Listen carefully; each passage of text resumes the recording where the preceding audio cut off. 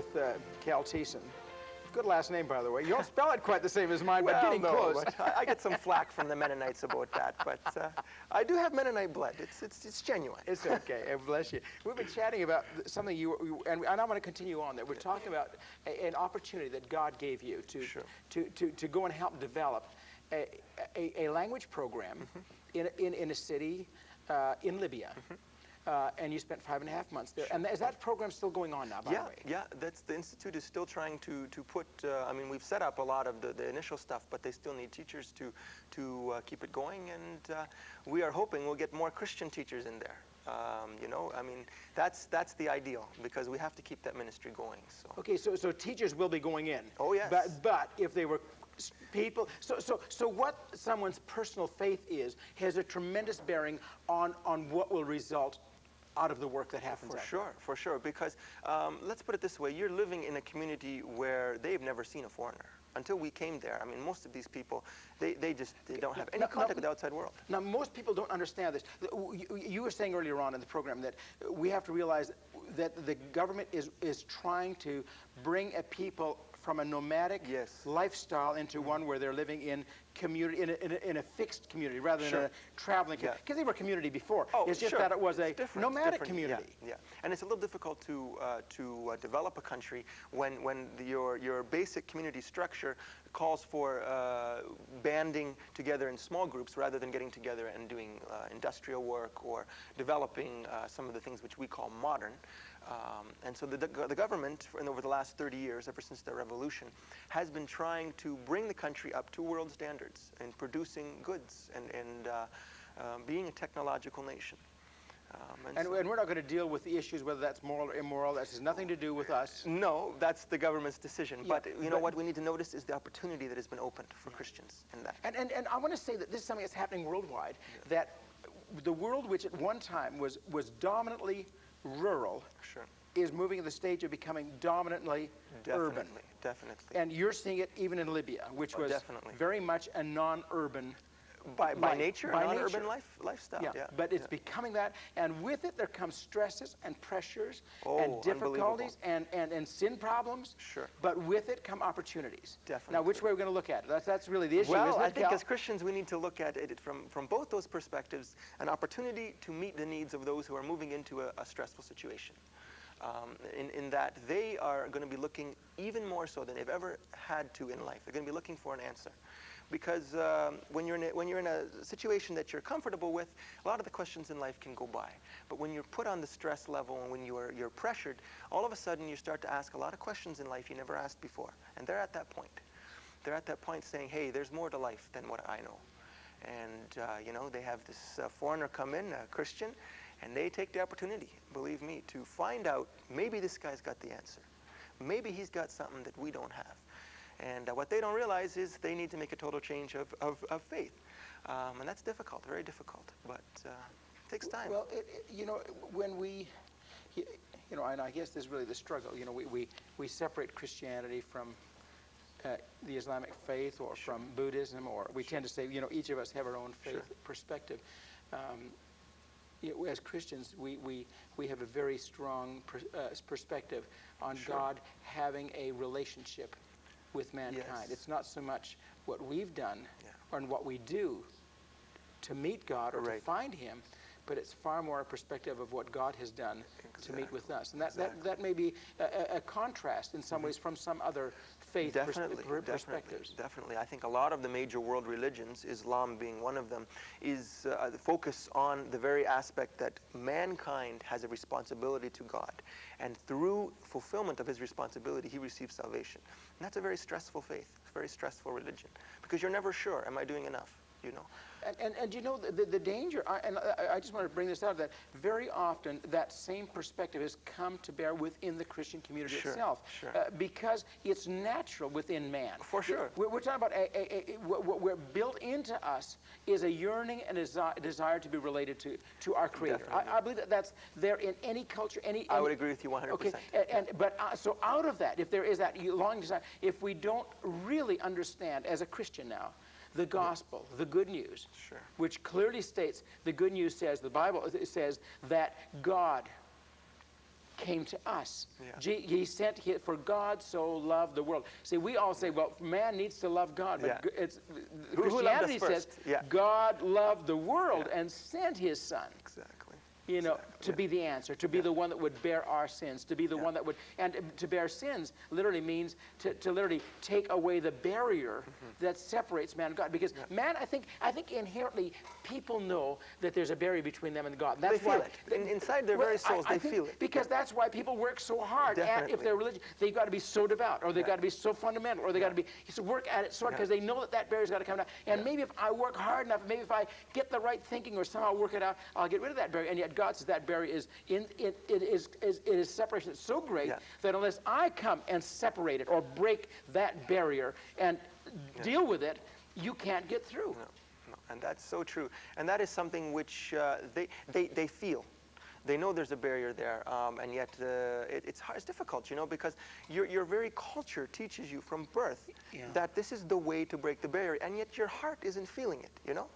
That's very frustrating, I'm sure, that at all your life you're striving for something that's you consider as truth, and yet it's not giving you what you want, you know. And boy, that has it's almost got to make you angry. And you feel that in people, that they want to express this disappointment, but they can't, because it's considered sinful to be disappointed with faith, their faith, you know. And so almost as if I'm a release valve. No, okay, yeah, so when they could talk to you, they let it all out. They let it all out because I'm not going to go to their leader, or I'm not going to go to their family and tell them, you know what this guy said? Whereas other people might. And they laid it on the line. They would, I had people weeping with me sometimes, some older men, you know, who basically said, you know, we want to find this kind of happiness that you got, you know. And they admitted that they don't have happiness, but they weren't willing to admit that it's because of the way that they're seeking, you know, meaning in life. But they saw something.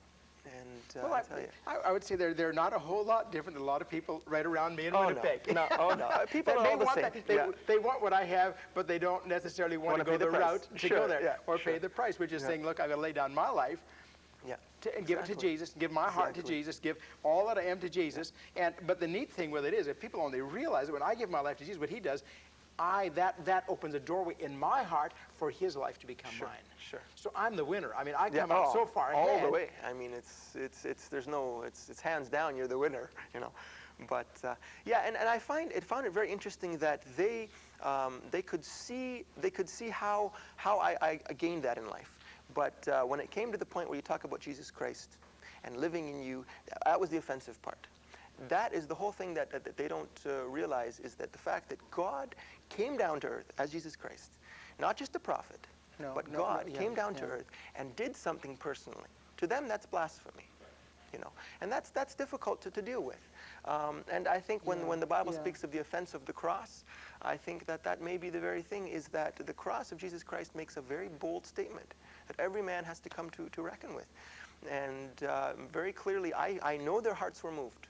I know their hearts were moved, and the truth can, and that's where we would pray, and I pray for people that are viewing the program today, that God, for those that are seeking and yearning for a life with God and a relationship with God and don't know where to find it, to realize that Jesus is that doorway. Jesus said, I am the way, I'm the truth, I'm the life. No one comes to know the Father except through me. And that's, you know, and it wasn't that Jesus was just saying, hey man, you got to understand the way I understand. You got to, you know, he isn't saying that. He's saying, my very being here. And he came to give his life, the Bible says, as a ransom for all. A ransom. He bought back what sin, you know, we'd been sold to sin. He bought us back for God. And that is offensive to some people. That is, because of the very conviction it gives you. I mean, it's very difficult to give up. I mean, that's a big step, to go from a religion where everything you do, that your salvation depends on that, to say, things I do don't even matter. They cost nothing. That is it's a very big step. And I think for them, I mean, to lay it all on the line, especially since you look at what will happen afterwards. If they were to become a Christian, I mean, they could be killed. They could be. They could lose their lives. Capital punishment could be the result. So it's not just because Right. I'm aware that in Nepal it used to, or some of the other Yeah. countries in Asia there have been very dire consequences. Sure. Oh, And there are very dire so in the Middle East consequences, it could be the same. Yeah, because it's considered denial of your culture and your. It's a political statement. They would consider you an Wow. expatriate, just as we might consider someone who would portray their country in espionage. To us, that's considered something very vile. Yes. They would And consider that that is the- so- that is so- the kind of feeling they feel. So I need to understand that when I think of why it would be difficult for someone in those countries to leave one faith and embrace another. Yes. It It's a could be that denial serious. of. I mean, it's a slap in the face of their family, their culture, their society. These people are saying everything that you've taught me, everything you stand for, I feel is non-viable. And that's a big step, very big step. And at the very least, they will be denied access to their community. They will be kicked out. Their family will disown them. And so they consider. Therefore, it's a big step. Oh, for it's a them. huge step. Yeah. And for them, I think, obviously, we understand that it's the Lord would have to move their hearts. I mean, that's the way Christianity works. But it's like I have people in Winnipeg that have been Sure. rejected by their families Sure. because they embraced faith in Jesus Christ. It's happened. It happens It in a happens lot of among places, us. And although I understand that whole culture Yeah. is that way, but I know people that their own little culture. Every family has its culture. Sure. We all have our I little mean, culture cultures. is something that's inside all of us, sure. And sometimes when I reject that, sometimes just moving on with God results, and you move into a place of faith where your parents haven't been, and they'll say, well, we didn't have to do that. Why do you have Who to do do you think that? you Who are? do you You know, think you yeah, are that but- you got to do? Sure. And that is part of growing with Jesus. And this is why I think Jesus said in one point in time in the book of Mark and some of the other Gospels where he said, unless a man is willing to deny his father and his mother. Sure. And that isn't a sense of rejecting them. It's recognizing that sometimes our fathers and our Yes. mothers and our Sure. families, brothers and sisters and so on, will reject us Sure. because of embracing a faith Sure. in Jesus. And Jesus saying, look, you've got to realize this is paramount. This is paramount in your life. Yeah. A relationship with me is paramount. It absolutely has to be the apex of where we're going. Yeah. And if you're willing to recognize that and let anything else be secondary to it, then you can embrace, you will then experience the life that I've got for you. Sure. And you will never regret it. I think that is the point. Well, I think that's the point. I think that some people say, sometimes there have been some groups within the Christian or so-called Christian groups that are cultish have actually said, you've got to go and deny your father now. You've got to go and deny your mother, go deny your family. That's not what we're saying. We're just saying that if there's a matter of choice, you need to choose Jesus first. Sure. Now, out of it, actually, often relationships do get restored. Sometimes parents, when they don't understand, they will realize afterwards, look, Jesus is at work here. Sure. Look, my child now has peace. My child now has come into a place of their life is getting in order. That's very visible. Well, that's right. Sure, Things that sure. were destroying them are now no longer destroying them because God has delivered them from often the very evils and sins that were destroying their lives. And that's the blessing of Jesus. And I think if even one Arab were to become Christian out there, and he would really experience the joy of the Lord, and the Lord would give him an opportunity to share with others, I think that it would take off. But it's that first one or two people, who wants to be the first? So this is where China, mainland China was this way just some years ago. And they went there, and there was a tremendous price to pay there. But God is doing a wonderful work in mainland China. Can we trust the Lord to reveal himself to people and where people will embrace him within the Middle Eastern cultures? We can trust that. I would encourage those who will be listening today to pray for that. I think that we as Christians have an opportunity to pray for an area of the world which has no Christian witness. I may have been the first Christian and maybe the last Christian these people will ever meet. And I hope I'm not the last Christian will ever meet. Maybe someone listening today would like to take participate on, and say, look, I want to go and teach English in this community Sure, somewhere. not only in English, Libya. but there's wonderful, amazing opportunities out there for other kinds of workers. Mechanics, doctors. This is a developing country.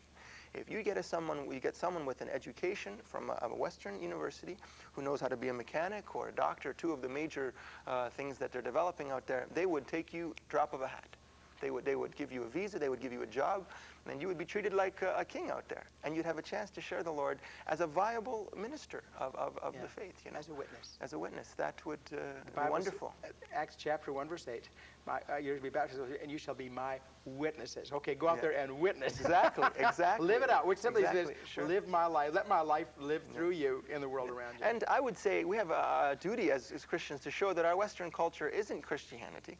Well, you but see, the fact that, because it's terrible. And I think that may be one of the strongest messages that you took into that community, I is think that so. what you see as Western, please separate that from what is Christian. And if I've done nothing else, I think that at least has opened the door for them to consider Christianity. Because who of us would consider Christianity or any faith if it represented what they Hollywood think it shows us, represents? or Hollywood, anywhere else of the Western world. Sure. So I mean, I think you're right in that was probably one of the biggest I think barriers I opened or took away from their mindset in that. Yeah. The Lord did it. I wouldn't say Well, me. The Lord I through know, me. but the Lord used sure, that situation, and you've helped us to understand something that maybe some people say, well, what on earth? Why do they resist Christianity so much? Yeah. And when you realize that they tie those two together, maybe that helps us a whole lot. Yeah, that really opens your perspective. And okay, well, Calvin, thanks for being with us today. This is Hey, a lot glad of to- total delight. Yeah, Bless praise the your Lord. Well, bless Praise your the heart. Lord, And I do want to say that if there's a possibility that you watch the program today, or someone that you know has an interest in getting involved in this way, please get a hold of us here at Trinity Television. Write to us at Box 2010 Winnipeg,